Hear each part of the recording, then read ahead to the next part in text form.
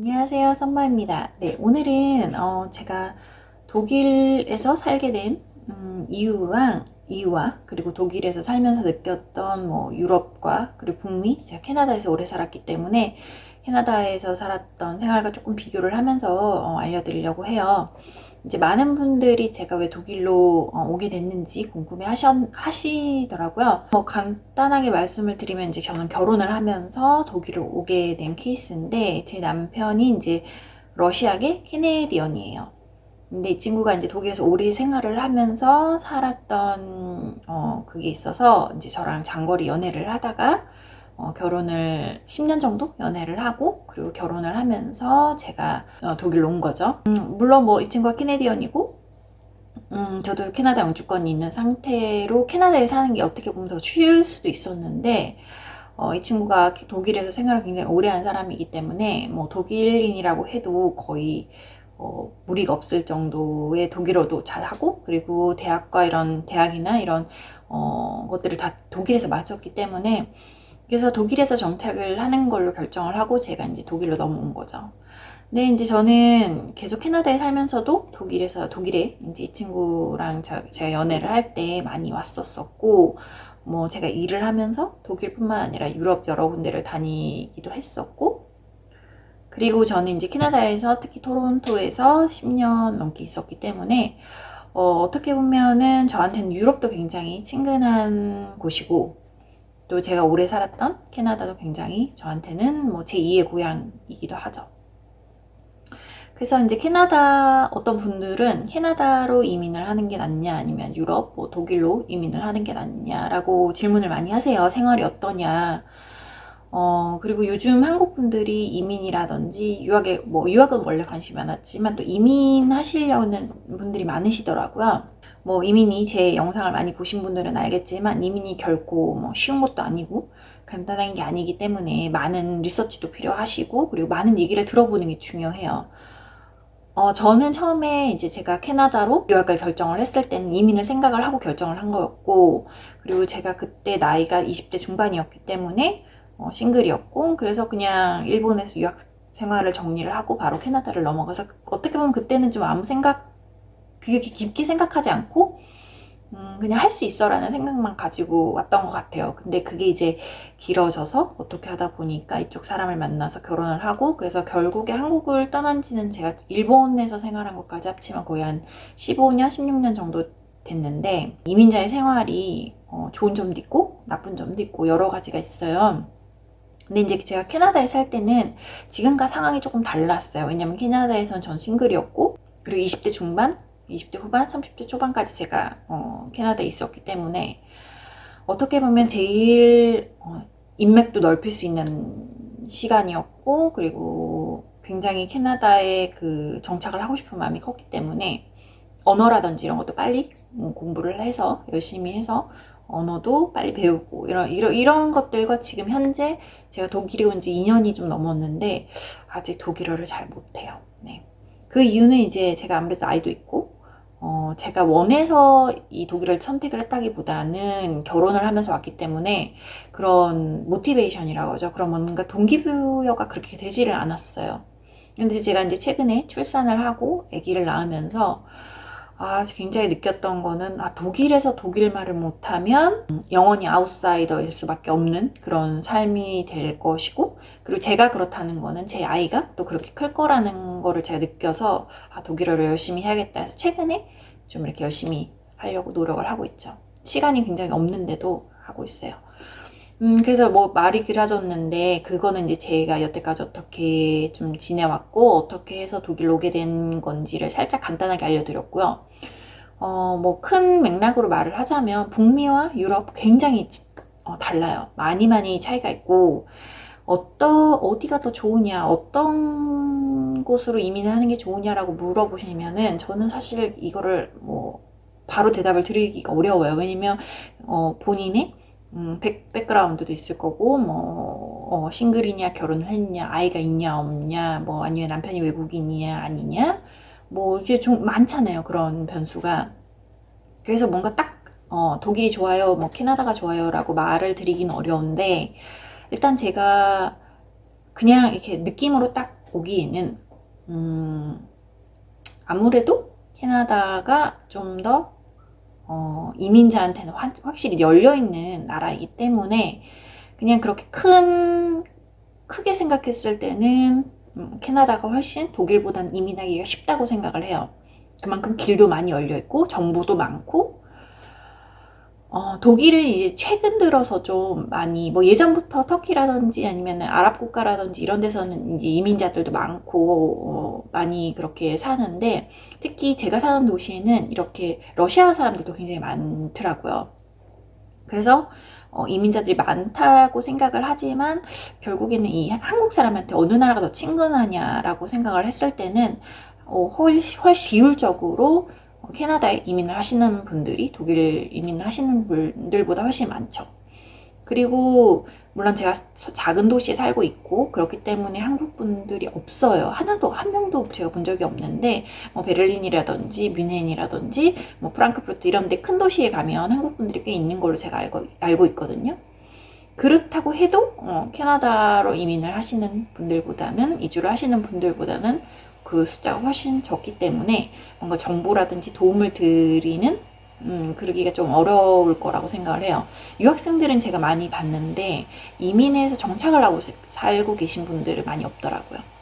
이제 언어적인 걸 또 얘기를 하자면 아무래도 영어가 우리나라 분들에게는 훨씬 친근하잖아요.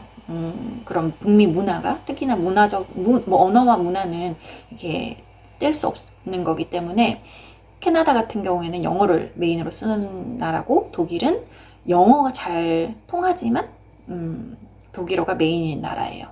그 영어가 잘 통하는 것도 젊은 사람들의 얘기고 이제 슈퍼라든지 병원이라든지 이런 데 가면 영어가 거의 안 통한다고 보시면 돼요. 그러니까 독일어를 배우지 않으면 살기가 어려운 거죠. 한마디로.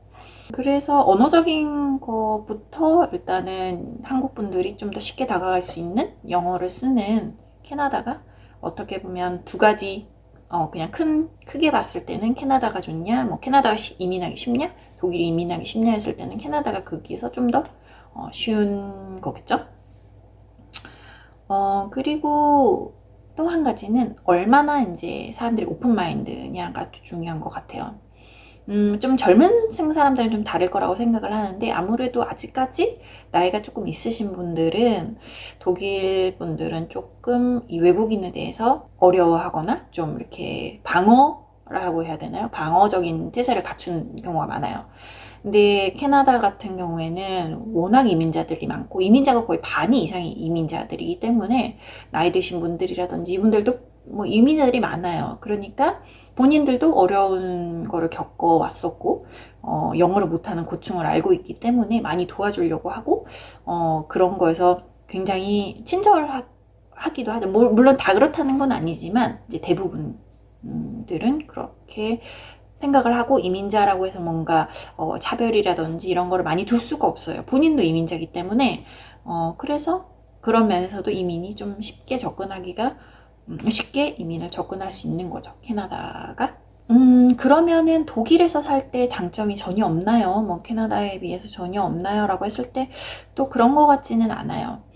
제가 캐나다에 살 때는 뭐를 굉장히 많이 느꼈냐면 제가 한 2년 전에 캐나다로 처음 유학을 갔을 때와 지금 캐나다, 토론토 많이 바뀌었거든요.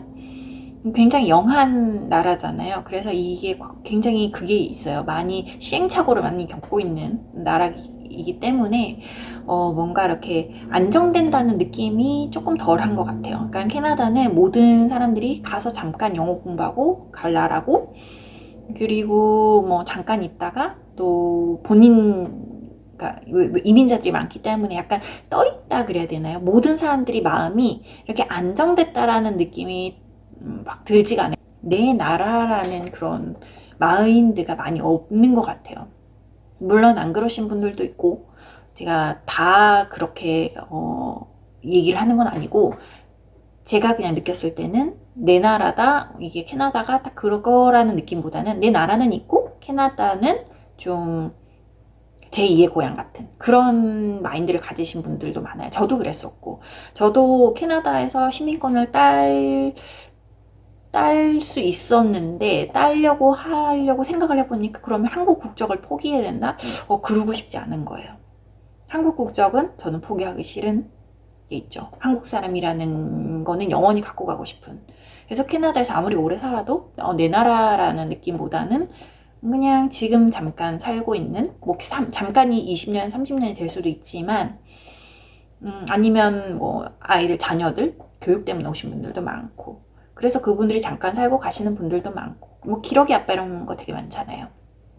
그래서 결국에 주변 사람들이 내 나라라는 느낌이 없다는 거는 나도 그렇고 언젠가는 이 나라를 떠날 수도 있다라는 것 때문에 내 나라의 그런 막 애착 이런 게 많이 없다고, 좀 생기기 어렵다고 생각을 해요. 반면에 독일은 아무래도 다 로컬 사람들이잖아. 다 독일, 대부분 다 독일 사람이고, 이민자도 굉장히 오랫동안 독일에서 2대, 3대, 4대 막 이렇게 계속 하면서 오래 살았던 사람들이 대부분 많기 때문에 독일이 내 나라라는 그런 인식이 좀 강하죠. 그쪽 문화도 굉장히 강하게 자리 잡아 있고, 그런데 그런 것들이 어떨 때는 단점으로 저한테 오기도 해요. 저는 난 너무 이방인이다 라는 느낌이 들지만, 하지만 내가 이 속에 들어갔을 때는 좀 안정적인 느낌이 있어요. 뭔가 보호받고 있는 느낌? 그런 것도 좀 있고, 내가 독일 말을 하고 독일에서 아이를 키우고 뭔가 독일에서 아이가 성장을 하면 독일의 그 나라의 흡수가 많이 될 수 있다라는 그런 생각이 돼요. 굉장히 이게 말로 표현을 하긴 조금 어려운데 그냥 느낌이 그래요.